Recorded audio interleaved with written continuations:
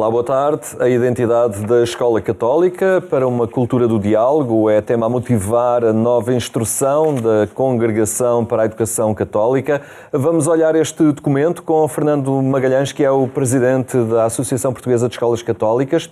Mas antes ficamos ainda com os temas que marcam a atualidade informativa e onde destacamos a Semana do Papa. Cari fratelli e sorelle, buongiorno.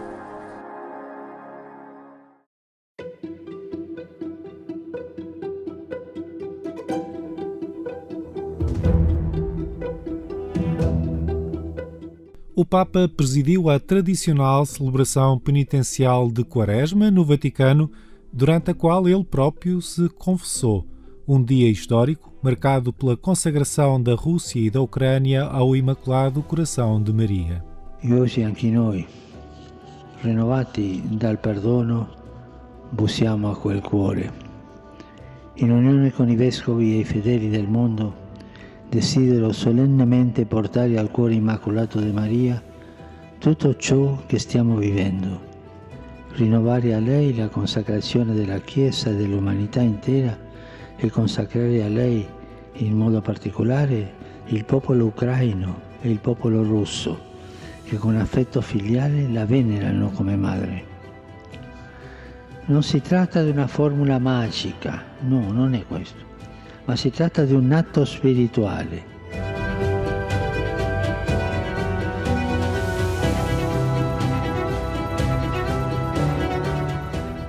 Os sofrimentos da guerra não deixam o coração do Papa. Francisco usa a sua palavra para tentar que o mundo desperte da loucura a que a violência leva. È passato più di un mese dall'inizio dell'invasione dell'Ucraina, dall'inizio di questa guerra crudele e insensata, che come ogni guerra rappresenta una sconfitta per tutti noi. C'è bisogno di ripudiare la guerra, luogo di morte dove i padri e le madri seppelliscono i figli, dove gli uomini uccidono i loro fratelli senza averli nemmeno visti, dove i potenti decidono e i poveri muoiono.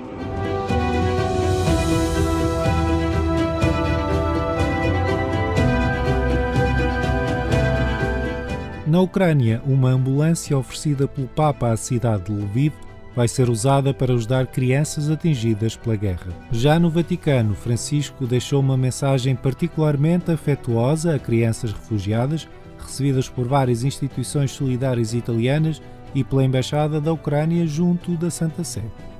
Torniamo a pensare a questa mostruosità della guerra e rinnoviamo le preghiere perché si fermi questa crudeltà selvaggia che è la guerra.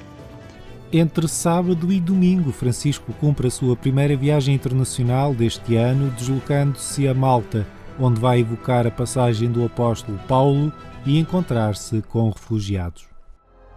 E non dimenticatevi di pregare per me. Arrivederci. A Diocese de Viseu vai receber os símbolos da Jornada Mundial da Juventude, que tem à sua espera um bispo animado e motivador da juventude.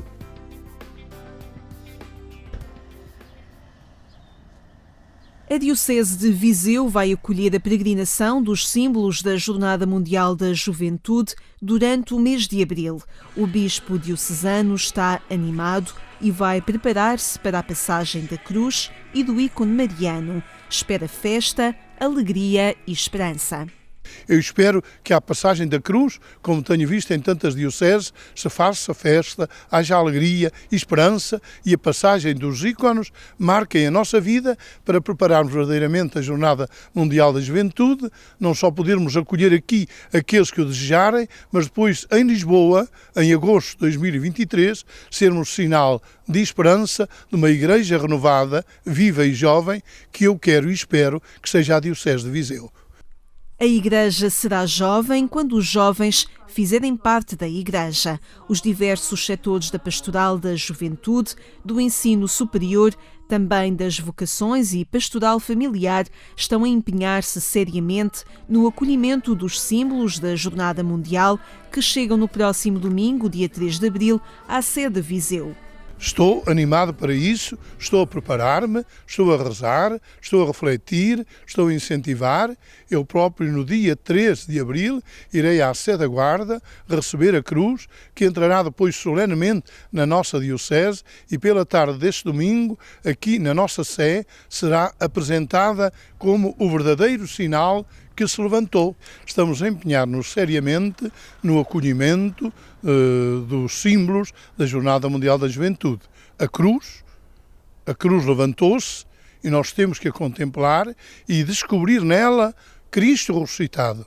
Na verdade, aquele que é o caminho, a vida e a verdade de cada um de nós. E ao contemplar aquele que foi crucificado, encontraremos a vida nova. Por isso, que a cruz seja bem-vinda, que abençoe estas terras da Diocese de Viseu. A Igreja Católica está a viver o tempo da Quaresma ainda em tempos difíceis para a Igreja e para a sociedade. O responsável diocesano quer intensidade sinodal para este período em Viseu. Eu gostaria que esta Quaresma, neste tempo de pandemia, marcasse profundamente as nossas vidas. Que libertasse o nosso coração dos medos. Destas pandemias que são a indiferença, o individualismo, que são muitas vezes o abandono da fé, o pensar que não precisamos de Deus, ou pô-lo mesmo de parte na nossa vida. Três Coroas, a mesma padroeira que há 375 anos foi proclamada Rainha de Portugal. No fim do Congresso Mulher, Mãe, Rainha, que promoveu um estudo abrangente sobre Nossa Senhora, as celebrações dos 375 anos da proclamação de Nossa Senhora da Conceição como padroeira de Portugal encerraram no Santuário de Vila Viçosa. Diante da imagem da padroeira, assinalou-se a centralidade da devoção mariana. Tentámos que Vila Viçosa estivesse no horizonte também da fé e que fosse um lugar de peregrinação. Talvez tenhamos sido, foi 1 ano e depois 2 anos, não é? Porque não conseguimos antes este alongar do tempo por causa da pandemia, não conseguimos se calhar aquele volume, ou pelo menos aquela resposta que gostaríamos de ter tido. Mas também não estou desapontado porque não é uma questão de números, é uma questão de que as pessoas sintam o quão importante é peregrinar. Nossa Senhora está enraizada no povo cristão, e não é só aqui em Portugal. E essas são terras de Santa Maria, como se diz, mas é uma tradição materna que até contrasta com tempos de uma secura, tantas vezes, e um rigorismo cristão, e o rosto materno de Maria é o rosto paterno de Deus que nela se reflete. Uma celebração que contou com a presença do Presidente da República, de bispos de várias dioceses, e fica na história também pela exposição, pela primeira vez, de 3 coroas. A de Nossa Senhora da Conceição de Vila Viçosa, de Nossa Senhora do Sameiro, em Braga, e de Nossa Senhora de Fátima. 3 coroas, a mesma padroeira. É importante é que não se esqueça a Mãe do Céu e a Mãe de Deus. É verdade que, enquanto reitor deste santuário, procuro cuidar, e não só eu, bem como a confraria, ou as confrarias, de que, de facto, não falte nada ao peregrino, se sintam acolhidos, que sintam um espaço de oração e de encontro com a profundidade da fé e a grandeza e o amor de uma mãe. Agora, não é a minha preocupação neste momento que seja o segundo, o terceiro ou o primeiro nunca seria, o segundo muito menos, mas há quem diga que de facto o santuário no Algarve, da Mãe Soberana, é talvez em Portugal o terceiro com maior peregrinação. A minha questão não está a ver com é o primeiro, o segundo ou o terceiro. Como forma de preservar o património, foi assinado um protocolo entre várias entidades para recuperar o Santuário de Vila Viçosa. Um ex-libris daquela localidade alentejana que vai ficar com o rosto renovado. Este protocolo para a Câmara Municipal é extremamente importante, porque no fundo reúne boas vontades e quereres que de alguma forma vão permitir certamente preservar e conservar o santuário, porque está precisado de algumas obras, como é do conhecimento de todos. De qualquer forma, ele também se insere numa estratégia mais alargada do município de intervenção para restauro e conservação do nosso património. Como sabem, temos uma candidatura a Património Mundial a decorrer. O Rosto Novo para já passa pelas intervenções exteriores, logicamente, coberturas, alguns arranjos mais exteriores, bem como nas juntas, etc. E a pintura. Não é? Esse é o primeiro passo, limpeza, também telhados e tudo mais. E algum isolamento, porque estava já com algumas fragilidades ao nível das resistências exteriores. Os 375 anos da coroação de Nossa Senhora da Conceição como padroeira de Portugal é o tema do programa 70x7, no dia 3 de abril, a emitir na RTP2.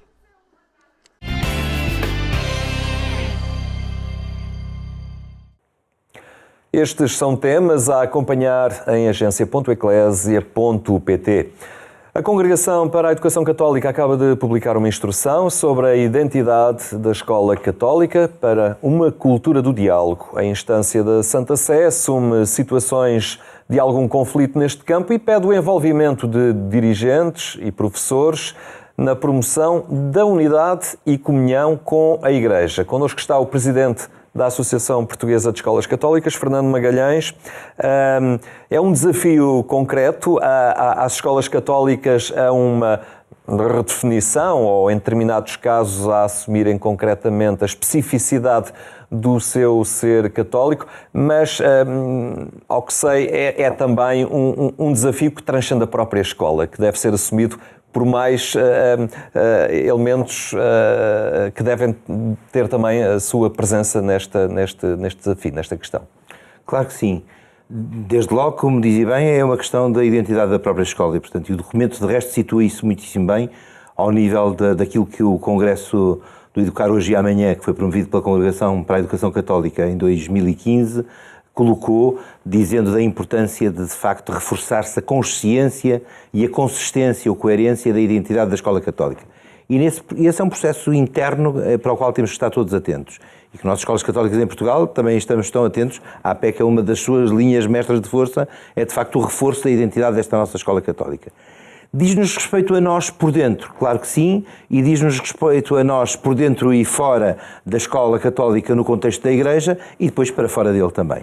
E assim só assim se pode perceber este documento, porque é um documento que se destina à Igreja Universal e que, portanto, tem situações que tanto podem respeitar à Igreja na França, ou à Igreja na Alemanha, ou à Igreja nas Filipinas, ou à Igreja em Portugal, e portanto é um documento que tem uma grande abrangência. Agora, nessa abrangência toda temos de ter este cuidado particular, que é não descurar a identidade da Escola Católica. E parece-lhe pertinente este alerta por parte da Congregação para a Educação Católica?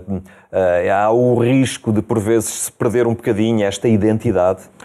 Claramente que há situações que podem até decorrer de factos internos, intrínsecos à própria escola e outros extrínsecos a ela. Quando falamos de intrínsecos é que se de facto não cuidamos daquilo que é nosso, pois alguma coisa lhe pode acontecer.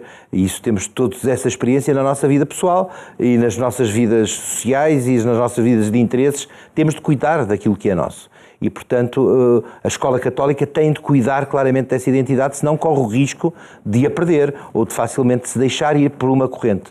Há outros fatores que podem ser extrínsecos, que são da própria sociedade, das condições políticas. Ser escola em Portugal, ser escola católica em Portugal é diferente de ser escola católica em França, ser escola católica na Bélgica.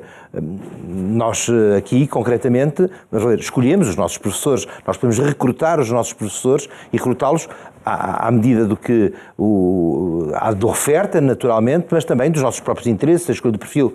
Sistemas de financiamento, como o francófono dos estabelecimentos de ensino, por exemplo, concorrem para o financiamento dos próprios professores, de onde é o Estado que coloca os professores nas escolas, também nas escolas católicas, e daí essa base de recrutamento, essa forma de recrutamento, ser muito mais complexa e, portanto, aí, de alguma forma, o próprio princípio da identidade da escola católica, formada por todos aqueles que a constituem, pode ter, de facto, algumas dificuldades. Mas entende que este cuidar da escola católica, zelar pela sua identidade, é também um desafio que não cabe apenas aos que estão dentro da escola católica, aos seus diretores, aos professores, aos funcionários. Naturalmente. Eu, de resto, ontem li a vossa nota e quero também chamar a atenção disto. Nós estamos a gravar algumas horas depois, 24 horas depois, nem isso depois da publicação do documento, mas ainda assim permitiu-nos ter uma leitura primeira do mesmo, e li a vossa nota, e que é sempre tão bom sentir a Eclésia próxima destes assuntos e a transmiti-los como deve ser. Mas lia o início da vossa nota e dizia assim: eu, se fosse àqueles nossos amigos, tinha feito aquilo um bocadinho, acrescentado só mais qualquer coisa. Quando um determinado momento se diz que a instrução assume a existência de conflitos, e já, se me permite, vamos já explicar o que é que são esses tais conflitos que ela assume. Assume a existência de conflitos e responsabilizando dirigentes e professores na procura de uma unidade e comunhão com a Igreja. Eu diria que falta, eventualmente, lá qualquer coisa que me permitiria acrescentar, que é, sim, assume a existência desses conflitos, a instrução, a congregação da Escola Católica assume a existência desses conflitos, e responsabilizando, eu diria, não só dirigentes e professores, mas responsabilizando pastores, dirigentes e professores na procura dessa unidade e dessa comunhão. Porque, de facto, são aqueles que estão lá dentro e são todos os que a acompanham. A instrução é muito clara a esse nível, por exemplo, da posição solícita do bispo no cuidado pelas escolas católicas que estão no seu território, sejam promovidas pela própria diocese, sejam promovidas por institutos de vida consagrada ou sociedades de vida apostólica, sejam promovidas por associações de fiéis públicas ou privadas.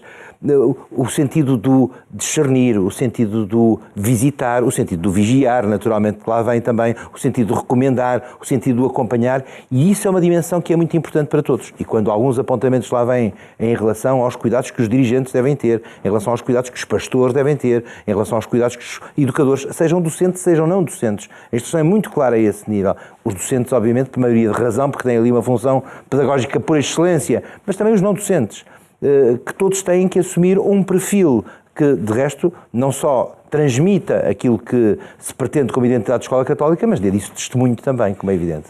Esta instrução continua a referir que a escola católica é espaço de diálogo e de encontro, onde continuam a ter lugar os que não são católicos, não é? Só pode ser. Não é? Só pode ser. Obviamente o que se pede é coerência de valores. Tal e qual. De resto, ela resulta, situando a instrução, ela resulta de um contexto muito claro. Por um lado, o documento de 1977, a educação católica, estava datado também no tempo, a sociedade mudou muito, este multiculturalismo, esta multirreligiosidade, esta secularização, tudo mudou muito.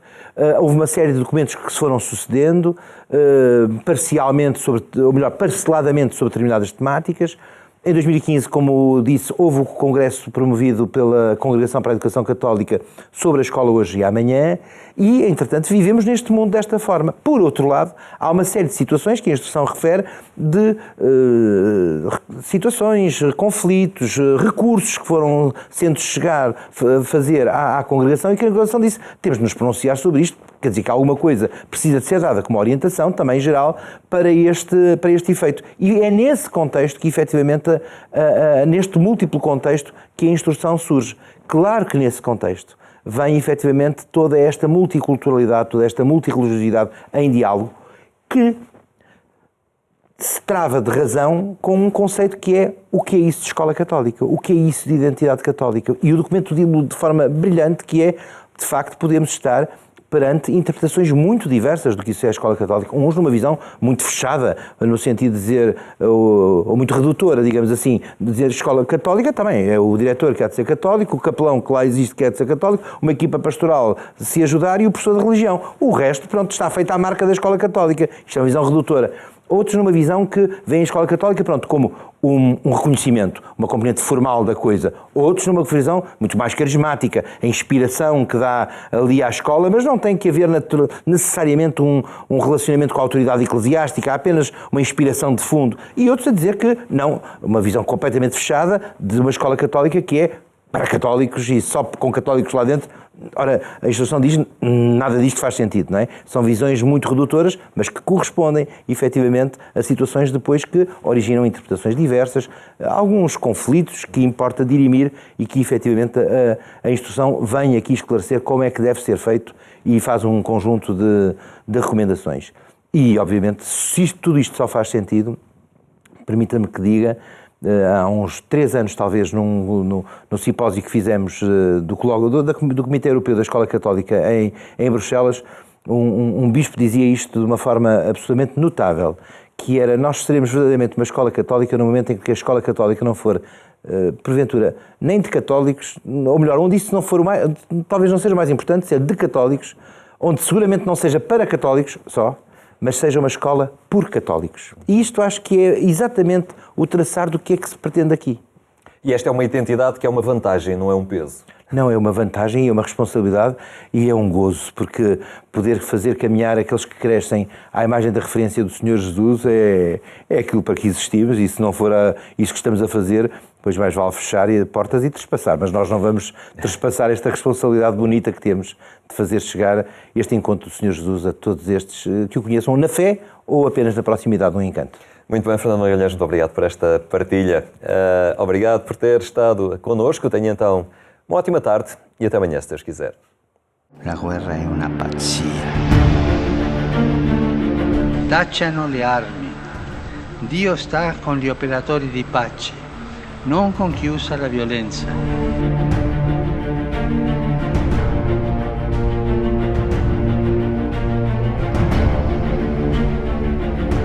La regina della pace preservi il mondo dalla follia della guerra.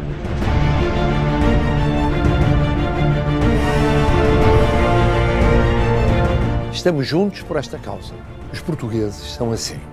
Sensibilizam-se por uma causa, mobilizam esforços, competências, vontades, num momento decisivo da nossa história, da história da Europa, da história do mundo. Vamos todos ajudar a Ucrânia. Portiamo nel cuore il ricordo di questo popolo.